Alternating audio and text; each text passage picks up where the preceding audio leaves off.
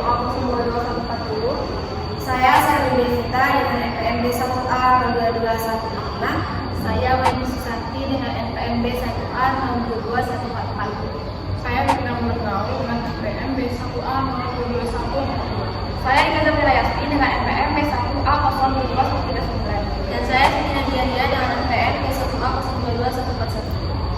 Baiklah, mengenai pembacaan kasus akan dibacakan oleh Weni. Baik, di sini saya akan membacakan kasus posisinya. Kapal supertanker Iran dan Panama ditangkap di perairan Indonesia. Penangkapan kapal berbendera Iran MT Horse dan kapal Panama MT Freya dilakukan karena diduga melakukan transfer bahan bakar minyak ilegal di perairan Pontianak, Kalimantan Barat. Lebih jauh, bahkan telah ditemukan adanya tumpahan minyak di sekitar kapal. Berdasarkan data pengiriman di Refinitiv Econ, 2 kapal tanker masing-masing mampu membawa 2 juta barel minyak. Itu terakhir terlihat awal bulan ini dilepas pantai Singapura. Data itu menunjukkan bahwa kapal MT Horse milik National Iranian Tanker Company hampir terisi penuh dengan minyak, sementara MT Freya yang dikelola oleh Shanghai Future Ship Management CO kosong. Kapal tanker menyembunyikan identitas mereka dengan tidak menunjukkan bendera nasional mereka, mematikan sistem identifikasi otomatis, dan tidak menanggapi panggilan radio, kata Wisnu, lansir Batam News. Baiklah, kemudian ke pertanyaan pertama. Pertanyaan pertama beserta jawabannya akan dibacakan oleh Sermi dan Devina. Baiklah, saya akan menjawab pertanyaan satu. Upaya apa yang dapat dilakukan oleh negara pantai dalam menjaga lingkungan lautnya? Jelaskan, lengkapi, dan satu. Negara pantai memiliki kewajiban untuk menjaga lingkungan lautnya sesuai dengan hukum internasional, termasuk Konvensi Hukum Laut Perserikatan Bangsa-Bangsa atau yang disebut dengan UNCLOS dari 1987. Baiklah, dengan mencegah, mengurangi, dan mengendalikan pencemaran lingkungan laut dari sumber apapun, tertulis dalam pasal 194 sampai 201 UNCLOS 1982, yang mana akan saya bacakan. Dalam pasal 194 ayat 1 UNCLOS 1982, yaitu negara-negara harus mengambil segala tindakan yang perlu sesuai dengan konvensi, baik secara individual maupun secara bersama-sama, menurut keperluan untuk mencegah, mengurangi, dan mengendalikan pencemaran lingkungan laut yang disebabkan oleh setiap sumber dengan menggunakan untuk keperluan ini cara-cara yang paling praktis yang ada pada mereka dan sesuai dengan kemampuan mereka. Lagi negara-negara itu harus berusaha sungguh-sungguh untuk menyerasikan kebijaksanaan mereka dalam hal ini. Dengan bantuan teknis pasal 202 sampai 203 UNCLOS 1982. Pasal 202 bantuan teknik dan ilmiah kepada negara-negara berkembang. Negara-negara harus secara langsung dan melalui organisasi-organisasi internasional yang kompeten. A. Menggalakkan program ilmiah, pendidikan, teknik, dan lain-lain bantuan kepada negara-negara berkembang untuk perlindungan dan pelestarian lingkungan laut, serta guna mencegah, mengurangi, dan mengendalikan pencemaran laut. Bantuan termasuk harus mencakup inter alia. 1. Latihan tenaga teknis dan ilmiah mereka. 2. Memudahkan keikutsertaan mereka dalam program-program internasional yang relevan. 3. Melengkapi mereka dengan peralatan dan kemudahan yang diperlukan.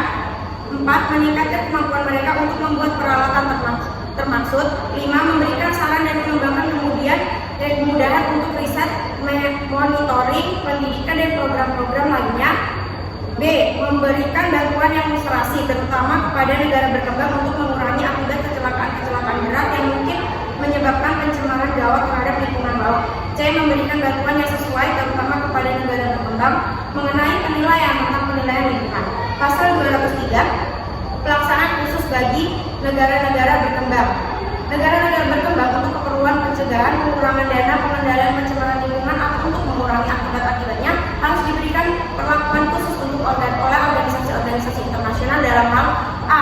Aloka dana yang sesuai dengan bantuan teknik, serta B. Pemanfaatan jasa-jasa khusus organisasi tersebut. Kembali ke moderator. Kemudian pertanyaan yang kedua akan dibacakan oleh saya. Jelaskanlah ketentuan yang harus dipenuhi oleh suatu kapal dalam menikmati hak lintas, terutama di alur laut kepulauan suatu negara. Jelaskan dilengkapi dengan dasar hukumnya. Kapal yang menikmati hak lintas damai, terutama di alur laut kepulauan suatu negara, harus mematuhi hukum internasional yang terutama diatur dalam pasal 18 nomor 2, di mana di pasal itu dikatakan hak lintas damai itu harus secara terus-menerus, langsung serta secepat mungkin. Kemudian di pasal 19 nomor 2 itu dikatakan setiap ancaman atau penggunaan kekerasan terhadap kedaulatan, keutuhan wilayah atau kemerdekaan politik negara pantai atau dengan cara lain apapun yang merupakan pelanggaran asas hukum internasional sebagaimana tercantum dalam Piagam Perserikatan Bangsa-Bangsa. Kemudian yang kedua, setiap latihan atau praktek dengan senjata macam apapun. Yang ketiga, setiap perbuatan yang bertujuan untuk mengumpulkan informasi yang merugikan bagi pertahanan atau keamanan negara pantai. Yang keempat, setiap perbuatan propaganda yang bertujuan mempengaruhi pertahanan atau keamanan negara pantai. Yang kelima, peluncuran, pendaratan atau penerimaan setiap pesawat udara di atas kapal. Yang keenam, peluncuran, pendaratan atau penerimaan setiap peralatan dan perlengkapan militer.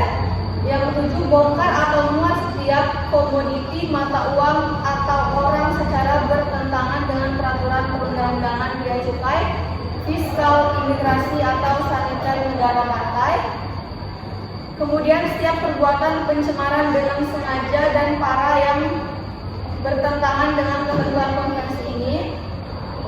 Kemudian setiap kegiatan perikanan, kegiatan riset atau survei, setiap perbuatan yang bertujuan mengganggu setiap sistem komunikasi atau setiap fasilitas atau instalasi lainnya negara pantai.